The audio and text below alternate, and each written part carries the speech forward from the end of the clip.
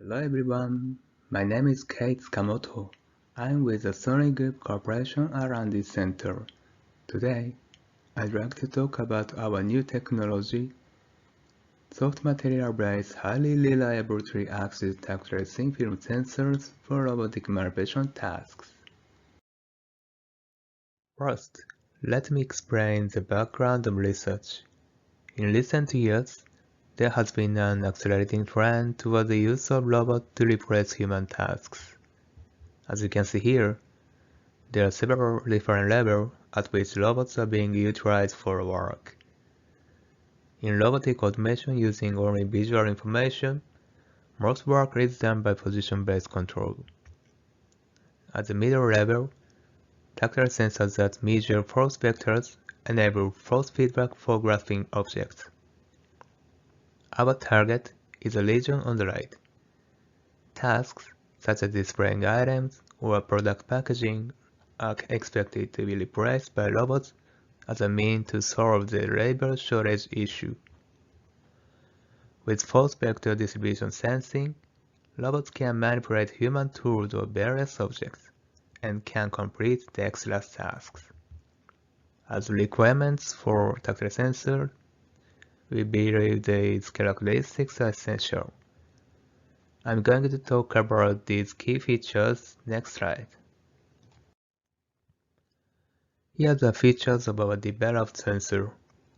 In addition to 3-axis force detection including normal and shear-force, the sensor has high reliability, softness of the structure, and a distributed force detection function.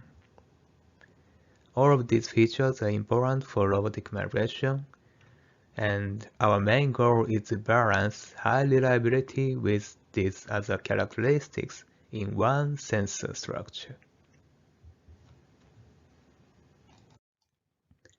Here is the outline of my presentation. First, I'll talk about the sensor structure, and then I'll go over the operating principles of our technology. After that, I touch on the basic characteristics and physical reliability of the proposed sensor. Then, I'll present the sensor application and demonstration. Finally, I'll conclude my presentation. Okay, let's get started. Here you can see the details of the sensor structure. Our tactile sensor is fully composed of soft material and film layers. The elastomer interlayer is sandwiched by two sensor layers. The formable polymer layers and ground layers are stacked vertically. On the sensor surface, we implemented the elastomer and lever with a high coefficient of friction to stabilize contact with objects. The total thickness of the sensor is 5.5 mm. The sensing transducer type is capacitive, similar to touchscreen technologies. Electrodes are laid with a spatial resolution of 2 mm pitch, form comb-like capacitors as shown on the right. We designed with the electrode pattern so as to obtain high sensitivity. Please look at the figure on the left. When the sensor is deformed by an external force, the distance between the ground layer and the electrodes gets smaller. As a result, the capacitance value of the sensing element decreases, which is detected at 100 Hz by the IC. The IC can be a general-purpose one for touchscreens. And this slide shows how to calculate the normal force. When we use an indenter to apply a normal force to the sensor, the signal is as follows due to the deformation of the sensor. As I mentioned earlier, our sensor has two sensing layers, and the signal distribution of each layer is detected separately. The upper sensing layer has a higher sensitivity than lower one due to its nearness to the sensor surface. So, by summing the signal values of the upper sensing layer, we can calculate the magnitude of the applied normal force.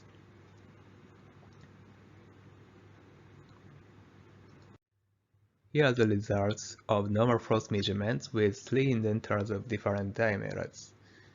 As shown here on the right, we can confirm stable sensitivity for different contact and area conditions in the range of 0.1 neuron to 10 neuron. When converted to pressure dimension, that is equivalent to from 1.3 kPa to 350 kPa. Next, I'll explain the method we use for shear-force calculation. By calculating the weighted center coordinates of the signal distribution, we can define the representative coordinates of discrete signals. Please look at the diagram on the left. When only normal force is applied, the coordinates of the weighted center of GR and 0 are almost at the same position. On the other hand, when shear force is added, the elastomagnetic interlayer deforms, causing the weighted center coordinates of the lower layer to shift. By calculating the shift of the coordinate 0, we can calculate the shear force vector as shown in the equation. Here is the results of shear force detection experiment with a load cell. The graph on the right shows the relationship between shear signal output versus applied shear force. As you can see, a linear relationship is confirmed from 0.1 neuron to 4 neuron. Now, I'd like to show you the reliability of proposed sensor. Here are the results of long-term physical reliability tests. The results on the left are for a 1 million cycle keystroke test with a load of 5 neuron, and the results on the right are for a 1 million cycle horizontal movement test with shear force. In both 1 million cycle tests, rates of change before and after the test were within plus or minus 10%. These results demonstrate the high reliability of the proposed sensor. We also performed the test under high load condition. With this test, we evaluated the reliability of the sensor using a tensor test machine. After applying a load of 200 newton to the sensor surface, we released the load immediately. The graph shows that the signal values were restored within 1 second, indicating that the sensor is highly durable under such a large load. Now, let's move on to the application and demonstration part, so I can show you how our sensor works in real time. The first application is to control the grasping force by attaching the proposed tactile sensors to parallel gripper fingers. With sensor feedback at the frequency of 100 Hz, the gripper can reach and maintain a constant grasping force.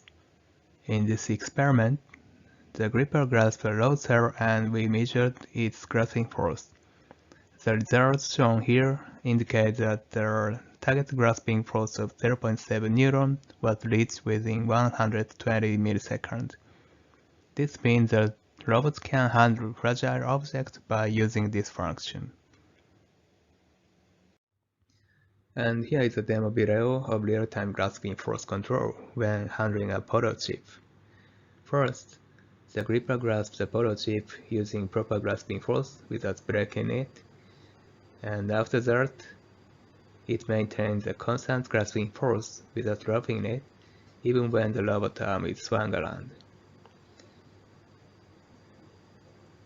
On the right side, there are shown pressure distribution of contact information. And the second application is to calculate the shear force at multiple points using the distributed information. Here I'll show you an example of applying the aforementioned shear force calculation method to multiple points of contact. The upper and lower sensing areas are computationally divided into 4 segments, and we can calculate the shear vector for each segment as shown on the right. The following demo video shows how this calculation works in real time. And this is a demonstration with an indenter consisting of 4 hemispheres, as shown on the upper left. The indenter is pressed against the sensor and moved in the direction of rotation, in the clockwise and counterclockwise direction alternately. The center figure shows the real-time shear-force vector results, and the thickness of arrows indicates the magnitude of normal force. On the right side, you can see the real-time signal distribution data of both sensing layers. As you can see, the local force vector at each contact point is successfully detected according to the indenter movement.